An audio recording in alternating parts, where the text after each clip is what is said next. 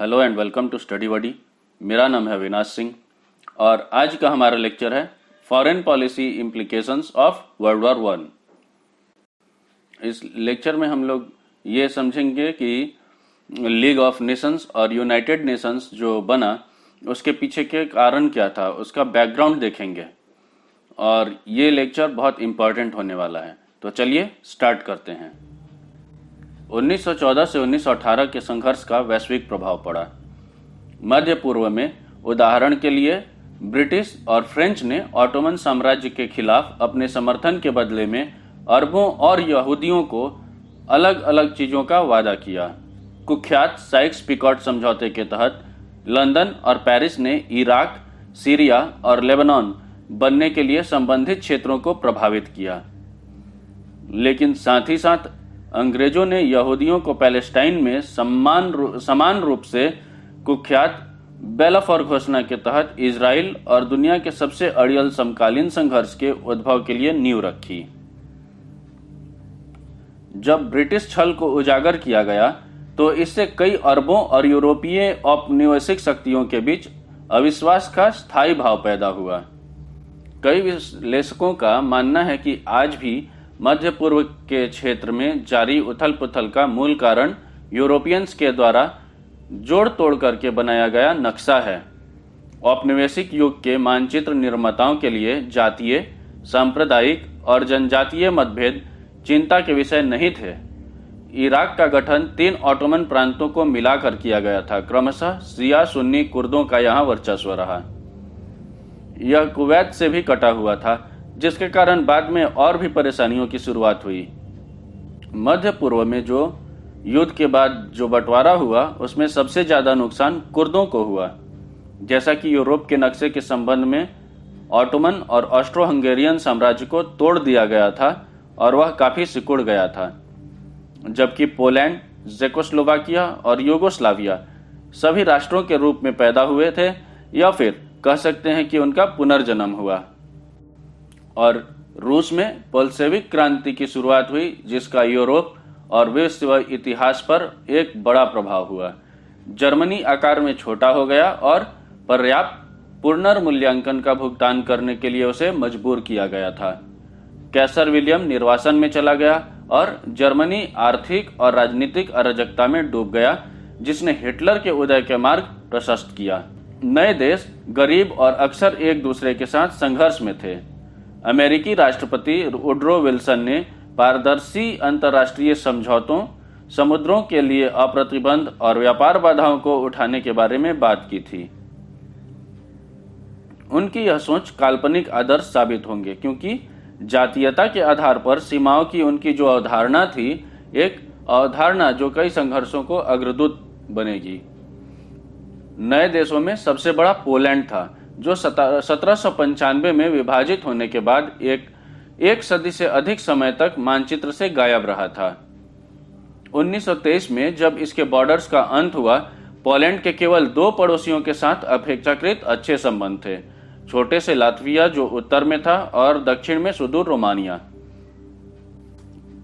तो हम देखेंगे कि ट्रीटी ऑफ वर्साइल्स को कठोर कहा जाता है, लेकिन ट्रायनॉन की जो ट्रीटी थी, ट्रायनॉन की संधि बहुत ज़्यादा कठोर थी।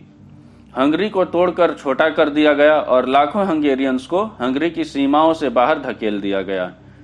कम्युनिस्ट युग के दौरान इन अल्पसंख्यक मुद्दों को दबा दिया गया था, लेकिन 1989 के बाद पुनः जीवित कर दिया गया, जिससे रोमानिया और हंगरी और स्लोवाकिया और हंगरी के बीच बड़ी समस्या पैदा हो गई।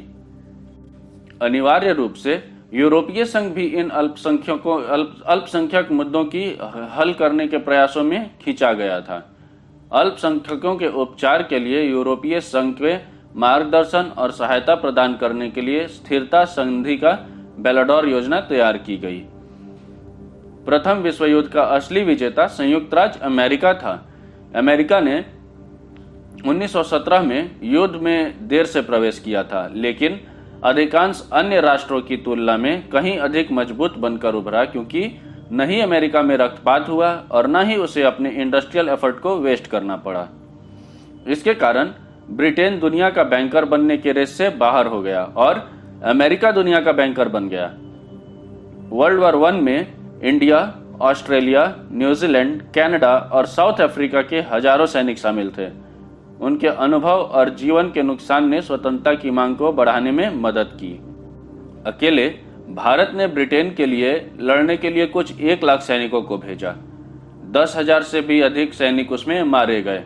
प्रथम विश्व युद्ध ने अंतर्राष्ट्रीय शांति और सुरक्षा को बढ़ावा देने के लिए राष्ट्रों के संगठन लीग ऑफ नेशंस को जन्म दिया। अफसोस कि इसके कट्टर समर्थक राष्ट्रपति वुडरो विल्सन अमेरिका के कांग्रेस को मनाने में असमर्थ थे कि अमेरिका को इसमें शामिल होना चाहिए। और हम आगे देखेंगे कि अमेरिका 1945 में एक अलग दृष्टिकोण अपनाएगा। 1929 की फाइनेंशियल क्राइसिस के कारण यूरोप बहुत ही बुरी स्थिति में था और इसके साथ ही एडोल्फ हिटलर ने संदिग्ध अर्धवैध परिस्थितियों में सत्ता को जब्त करने और वर्साइल्स की संधि के उल्लंघन में जर्मनी के सशस्त्र बलों का निर्माण शुरू करने का अवसर जब्त कर लिया। पश्चिमी यूरोप में कुछ लोगों का मानना था कि हिटलर यूरोपियन कॉन्टिनेंट में एक ग्रेटर राइच बनाने के बारे में गंभीर था। यह भी चिंताएं थी कि वर्साइल्स की संधि में फ्रांस द्वारा किए गए मांग बहुत कठोर थे। जॉन मेनार्ड कीन्स ने economic consequences of the peace में यह विचार रखी थी कि जब लंदन और पेरिस खतरे को भांप कर जागे तो बहुत देर हो चुकी थी। 1941 तक ब्लिट्जक्रीग जीत की एक आश्चर्यजनक श्रृंखला के बाद हिटलर ने यूरोप के आधे हिस्से को नियंत्रित किया, लेकिन सोवियत यूनियन को हराने से पहले अमेरिका पर युद्ध की घोषणा करके हिटलर अपनी क्षमता से अधिक चला गया। मात्र 13 सालों के बाद जबकि राइच का 1000 साल पूरा हुआ तो यह सब खत्म हो गया और जर्मनी विभाजित होकर खंडहर की तरह हो गया और 11 नवंबर 1918 को जर्मनी ने सरेंडर कर दिया।